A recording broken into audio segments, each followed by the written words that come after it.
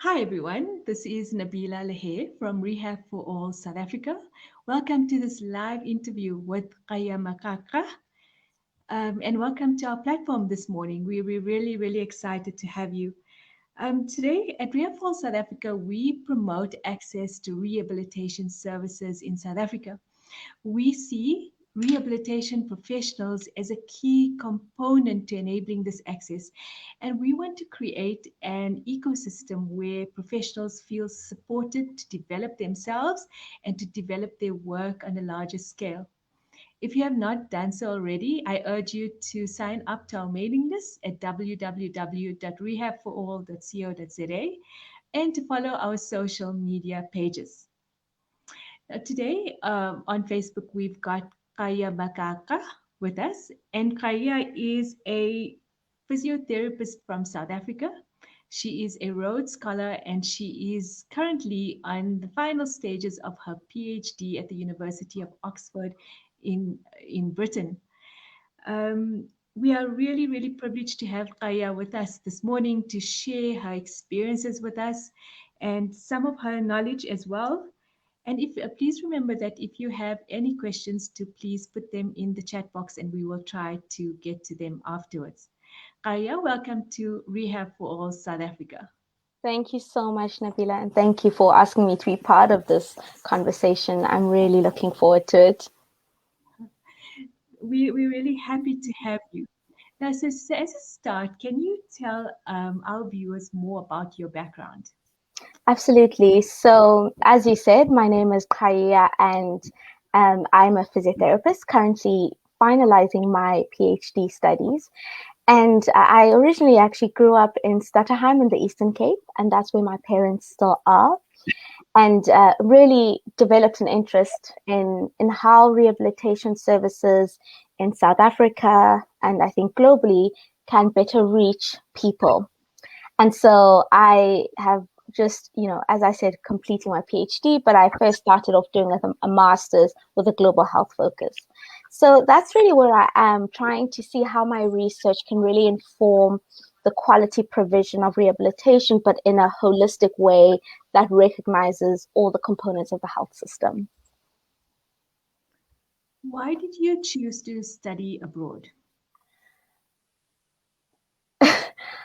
When I first started thinking about doing a master's program, so I did my physiotherapy degree at UCT in Cape Town, and then worked for about 2 years, and then I had always thought about going to do graduate studies, so doing a master's and a PhD.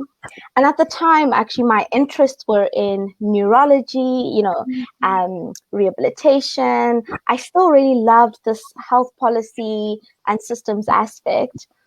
And so I started thinking and exploring and talking to, a mentor at the time and just people who knew me about what kinds of programs I could be thinking about. So I was actually looking within South Africa because we know that South Africa has really good universities and really good programs in rehabilitation. And so that was my first choice. But really, the next step then was, how do I put that into practice? And a key thing was funding. So it was actually the funding quest that ended up helping me make the decision to go overseas, because then I applied for the Rhodes Scholarship, and the Rhodes Scholarship is, funds people from all over the world to go to study specifically at the University of Oxford. And so in a way, by getting the funding secured through the scholarship, that opened up the opportunity to then automatically start thinking about University of Oxford as a place for me to pursue my graduate studies. So that was really the route that ended up making me come to the UK, but it wasn't really always the first choice or the first thing that I had wanted to pursue. I see. And was it a difficult process to access a scholarship? Yes. And I say yes because, and I'll speak here from my own experience.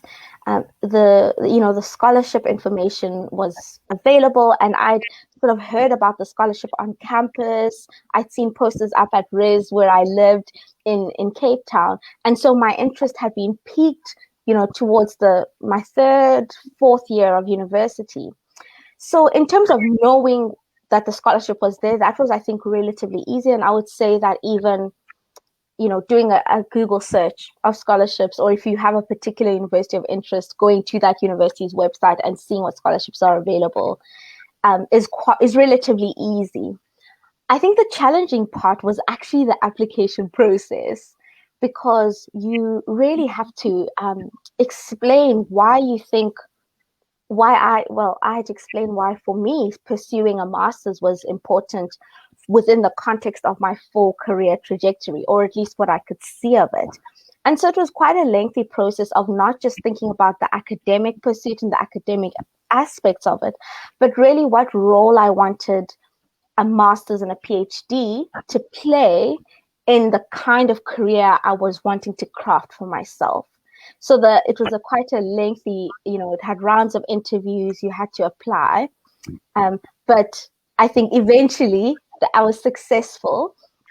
And so that was all right. So really, I would say that finding the scholarships, knowing their names, you can find that online. But really, I think the key steps that can bring about challenges is actually taking the steps to write the personal statement, to commit to finding referees, to go to the interviews if it's necessary, to make the decision of where you want to go. What have been the advantages, do you think, of this experience for you so far? What has it been like? Honestly, I have loved being able to do a master's and do a PhD now. And the reason that I've loved it is, I think for me, academic pursuits have really given me a language for the things that I'm passionate about rehabilitation. So when I was a practicing community service physiotherapist, for example, I loved my job. I loved the place where I worked, and the people that I worked with.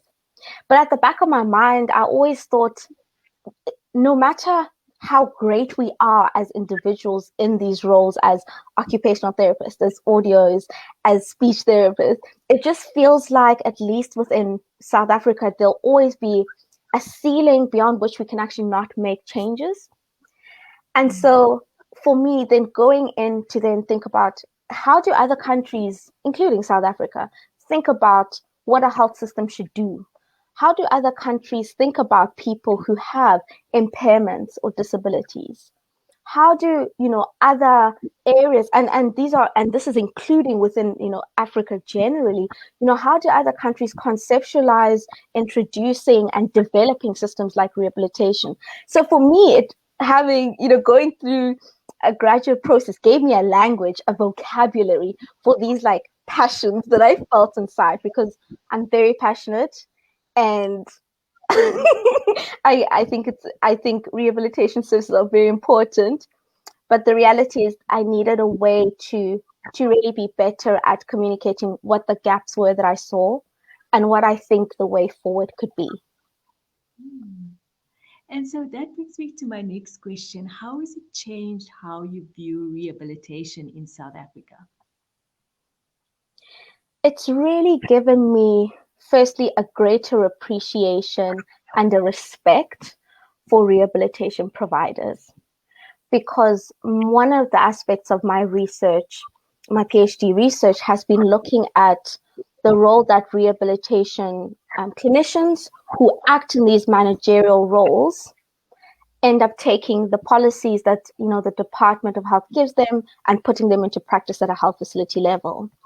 And one of the most striking observations that I had was, despite limited resources in health facilities, the dedication, the empathy, the hard work and focus that I saw across the rehabilitation providers was so admirable to me. Even when you might say that it would have been understandable if people just stopped caring and did the bare minimum, but that's not what I saw in the research where I conducted. And so I think it's really given me a greater appreciation for the people who are actually providing rehabilitation services to patients and who are involved in really developing that service. I think that's the first thing. The second thing I think that's really changed how I view rehabilitation services in South Africa has been really situating rehabilitation services within a health system rather than rehabilitation services just being the specialized service on the side for only, it's a luxury or just for special circumstances. I think I am more convinced now that actually rehabilitation services can be used by anybody. Anybody can be in an accident and require physiotherapy. There are people who need their maintenance of wheelchairs throughout the course of their lifetimes, and that's really important. So really thinking more holistically about what is this rehabilitation service of which I am so passionate about.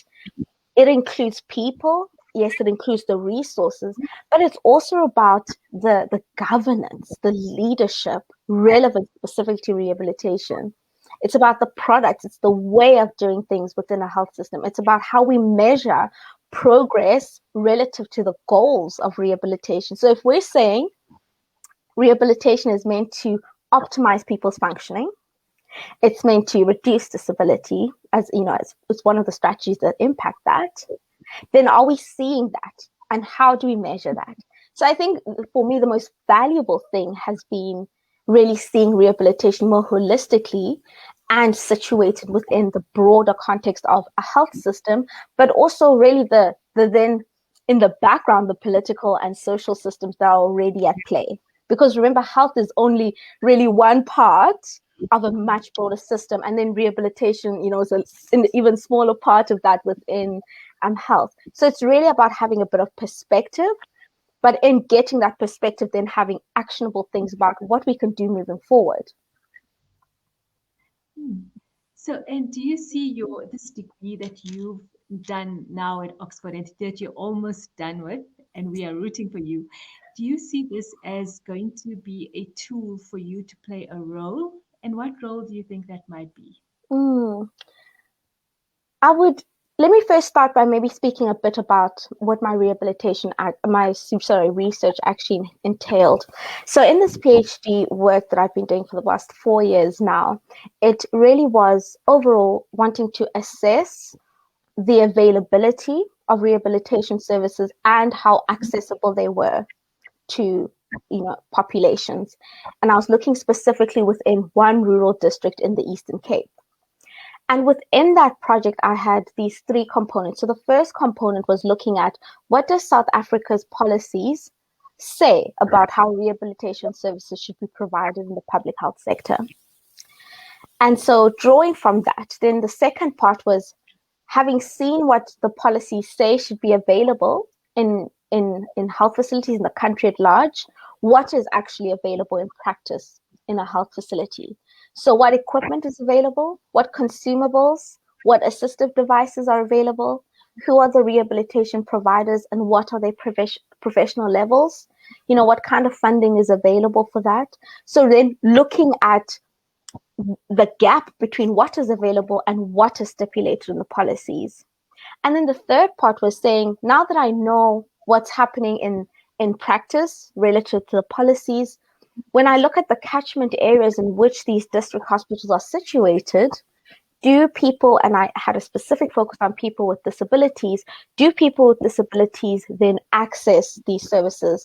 And what are some of the barriers and facilitators to that? And so that's been really the overarching view of my research. And I think now that I'm really at the final stages of this PhD, the things that have the sort of recommendations arising from this work, there are many of them, but I think one key one that I really want to bring here is that of financing for rehabilitation. And it's really connected, because what financing and funding is available has implications for what assistive products can be procured at a hospital, a health facility level, has implications for what consumables can be bought. It has implications also for the coverage. So if a district hospital is providing rehabilitation services, do they have vehicles to then do outreach to clinics, for example? So I think financing is a big gap in rehabilitation service provision. If we want to see improvements in rehabilitation service coverage in South Africa, there's going to have to be investment. And the interesting thing is some work that has been done by Professor Quinn Lowe from Stellenbosch University. There's also been work done by 80 Scale, 80/20/30 initiative. And both of the work that they've done has shown that providing rehabilitation services is actually an investment that results in return on that investment. And the numbers are market. So that means when you provide services, you don't only, the value that you get out of them is actually far greater than the amount of money and resources you put into it. And so that for me is justification that this is something we need to be doing. And it will require significant investment because we know that up until now, the services have really been under prioritized in South Africa for a variety of reasons. And so if we really want to see difference, there's going to have to be financing. And connected to that, I think it's important to start seeing rehabilitation providers who have the leadership and management roles being involved in the resource allocation and priority setting practices, right? So because they are the expertise, we are the experts in rehabilitation. So we can say, this is what we imagine the service should be doing, but these are the things we cannot do because we don't have funding. Let's negotiate. We know that resources are limited. We know that there are many services in the health facility, but let's talk about what we can do, perhaps in a staged process, to make sure that over time we're meeting our goals. And so I think those are the two key things that I would say would be the first places that we really need to start addressing in South Africa. I think you raise a really, really important point, and that's that, rehabilitation providers themselves are going to be the agents of change here. And us stepping up and recognizing our value in the system and in the Mm-hmm. country is a key to avenue for this to happen. Yeah. Now, individual level, and I want to just bring this down to you and your journey now going to Oxford, University of Oxford. How how does one support oneself socially or emotionally or financially to through a process like this? That's a really important question.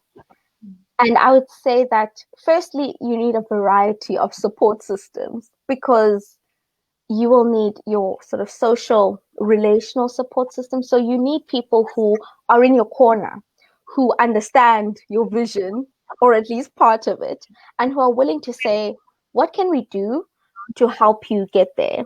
So for me, a major source of support has been my husband. He is just an absolute source of just strength and focus and diligence. And so knowing that he's in my corner, I have this vision, and I know that at least one other person, is clear about that vision and affirms it is really good. I think secondly, when you're thinking about, pursuing graduate studies, you might want to also reach out to lecturers or tutors who know you, who know your abilities in a sort of academic or clinical background. You might want to reach out to your line managers or supervisors, mentors. So people who have an idea of what you are capable of, what your interests have been, who've seen you work. Because those people have firstly more experience, but they'll be able to say, there's this master's program from this university that I was linked to for my master's 10 years ago. And they'll be able to tap into their networks to advise you because it can be quite daunting to try and figure this out. And if I'm honest, I've had to learn along the way. So it's not that I had all the plans set out from the start and then packed my bags, got onto that flight, came to Oxford, and everything's been fine. It's really about learning on the way and tapping into those systems. So community, who are your friends? Who are your friends? Who are your family that's rooting for you? Or who's somebody who's going to be able to say, right, your dream is incredible. And I see great potential in it, but you actually are going to have to write the letter because simply talking about it is not going to get you anywhere. So you need people who are going to speak truth to you as well. So it's really about thinking, who are those people? And it doesn't have to be a big crowd. It might be a few people who fulfill many of those roles. And also I would say actually perhaps not as close a network in terms of maybe the shared friendship and intimacy, but social media is a really good place. So platforms like Twitter and LinkedIn, I've benefited from as well, because even thinking about new advances or different ways of thinking about things, when people present their work at conferences, they'll share it on social media. So you can think, oh, that's really interesting. Who is this person connecting with? How can I, connect with them? So really trying to make use of everything at your disposal. And I noticed that this is something that you've done very well, and we have really enjoyed engaging with you online through Rehab for South Africa, through our Twitter chats. You're always participating in them, our newsletter following, and I think it's really admirable the connections that, and so important that we keep these connections with those around us. Absolutely, So absolutely. yeah, so Qhayiya, I want to ask you, as a final question, where do you see your career progressing from this point onwards? Yeah, I mean, for me, rehabilitation is something that I think will always be an important part of my career. And so I really see myself progressing to a management level, senior leadership position where I'm informing how rehabilitation services are planned, organized, delivered um, at higher levels of governance. But currently, an exciting development has been I've just started work with the World Health Organization as one of their consultants, and really working within their rehabilitation team to see, how do we support countries to develop their research related to health policy and systems, and rehabilitation. So that's where I currently am, and that's sort of where I see myself. So I just really love thinking about those big pictures, but also connecting with the details of the system, and really seeing rehabilitation services thrive in South Africa, in other countries in Africa, and really globally, because I really think that it's a service that has great value for individuals, and it allows people, it's one of the strategies that allow people to do the things that are important to them.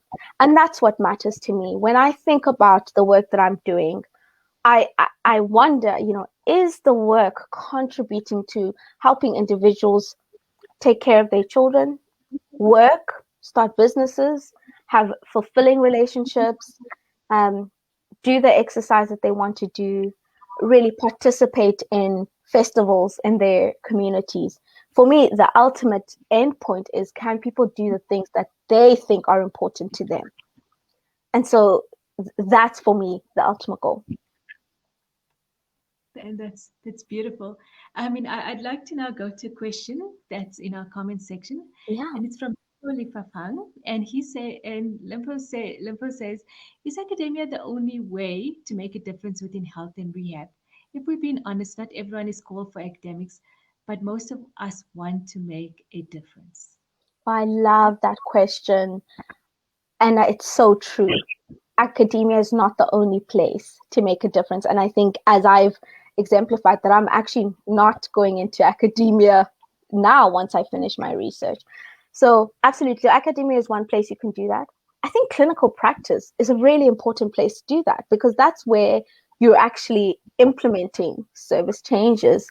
So, if your interests are actually engaging with patients, thinking about how you can make the clinical environment conducive to rehabilitation, stay there.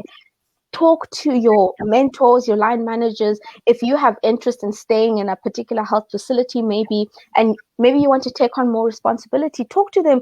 You might ask, can I be in charge of overseeing the wheelchair recording system? Can that be my task in this department? I want to organize it. I want to make sure we're up to date with stock. It might be things like that. So definitely there are opportunities to improve rehabilitation services and advocate with them within the clinical setting. I think then the second part, and this is what you're doing, Nabila, is how do organizations like Rehab for All then bring this discussion and bring different stakeholders together on digital platforms? And I think even that is such a valuable way of saying, everybody, we need to start talking about the importance and the fact that this is actually a human rights issue related to rehabilitation. And so work that you're doing is really important. And there's so many, I think there's several organizations in South Africa who are doing, this kind advocating work. So I really don't want people to leave this discussion feeling that my recommendation is, if you want to make a difference, you have to get a master's or get a PhD. That is absolutely not what I'm saying. What I'm saying is that's been my journey of how I've seen that playing a role in my career. But you can make really change wherever you are. You might just need a bit of guidance of what kind of change that might be. I think those are all, extremely valid points and just so important. When we talk about, one of the things that we try to promote incredibly at Rehab, all I say is collaboration, because Absolutely. we see the history of the health system has been that it has been medically dominated rather than Absolutely. rehabilitative. And then Yeah. the second thing we see is that it has been in a silo and not integrated with the rest of society. So, And I mean, yes. sorry to interrupt, but I just wanted to say, for instance, one of the things that has been so enriching for me from the work that Rehab for All has been doing is actually seeing the work of other people. And an example here is, I believe her name is Tuli Zigalala, from Yellow Owl. And I love the work that they're doing, because for me, I saw that and I thought, this is what accessibility is in practice. Yes, we talk about it and say, oh, accessibility and inclusion, but what Tuli is doing through her work is practical, increasing accessibility. And I just love that. I did not know that prior to engaging with them through through your Twitter chats and through the platform on Twitter. So it's really just such, I think, a powerful medium that really also changes the way that I recognize the stakeholders that are currently making a difference in the country, and I think overall. Our next thing is, we have got a question from Amy Seal, and she is Mm. saying, with your actual time studying, how did you financially support yourself with regards to cost of living outside of the scholarship? And I think this would be a concern for many people. You received, and yes, this is certainly one thing that Mm-hmm. everyone, doing postgraduate studies comes across. I How mean, did you? that's a really important question. For me, my scholarship covered my tuition, and it gave me a stipend, so it gave me living expenses. And so I think, and so really what that offered me the opportunity to do is actually study full time without feeling the need that I needed to, have to supplement my income. I am aware that other people who were also on my scholarship did supplement their income with other activities. So I think there's a bit of, I guess, wiggle room in terms of, what your own circumstance is. But it's, for me, I found a scholarship that took care of all my needs, and being able to say my living costs are all cared for, and therefore I haven't had to work. So yeah, I think that's really the key thing. But I do acknowledge that is a big concern, because it does change your experience. It gives you more responsibility to be working full time and trying to pursue graduate studies. And so I really just respect the people that are doing it that way. But my experience has been different. Hmm. Thank you so much, Aya. And as a final question, I want to just ask you, can people get in touch with you in some way, and what would be the best way to do that? Absolutely. I'm really happy to be a bridge between myself and my networks and my connections. So the best place is probably on my Twitter. My Twitter handle is Qhayiya Modao. So maybe, Nabila, you can just add it to the notes at the end. So Twitter is an easy place to send me a message, um, a direct message. Then we can have a conversation. Another good place is LinkedIn. So if you can add me to your LinkedIn or send me a message, I'd be really happy to have a conversation with you. That's wonderful. That's wonderful. Kaya, thank you so much. I mean, I've really enjoyed this conversation, and I'm sure many, many of our viewers have, and for all of those who will be watching this afterwards as well. Thank you for coming and sharing your experiences and your passion with us. I mean, it's really important to us, the work that you do, and we hope that it's going to inspire many others. Thank Thank you you very much. so much. Thank you so much, Nabila, for inviting me. And I really want to say here again, and I've said this to you in our separate chats, that I really love the work that Rehab for All is doing. It's really, I think, yielding fruit already, and it's been such an important place to get the rehabilitation discussion to the forefront of many people's minds. So thank you so much for the work that you do, the work that you do as an organization. It's really brilliant. Thank you. Thanks a lot. We really do appreciate those comments. All right. So, for everyone, if you have not, please do follow us on social media once more and sign up to our newsletter at www.rehabforall.co.za. Goodbye and take care. Goodbye. Thanks so much.